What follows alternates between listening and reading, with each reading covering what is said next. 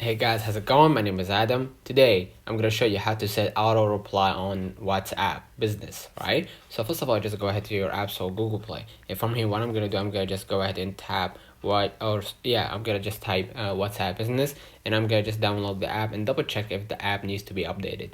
Now what I'm going to do, I'm going to open up the WhatsApp, and as you can see right here, you will see the interface of the app. Now what I'm going to do in order to set an auto reply, you're going to see at the below middle right here, you're going to see tools, right? And you're going to see right here, this is your WhatsApp business tools, right?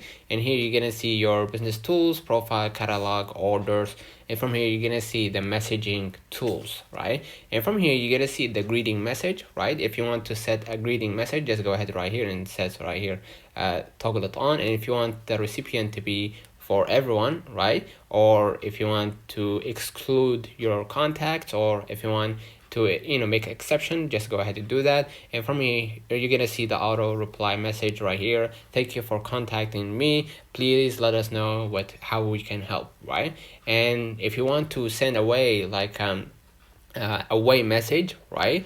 If you are busy or something like that, just click on the away, toggle it on, and basically you can schedule it, if you want it to be always send, or custom the send schedule if you want it to be from 11 a.m. to 1 a.m. or something like that. Just go ahead and do that. And basically, if you want the recipient to be everyone, the same drill, you could just exclude whoever you want. And from here you're gonna see the message. You can edit the message if you want and hit save. Basically right here it says, thank you for your message, we are unavailable right now, but we will respond as soon as possible.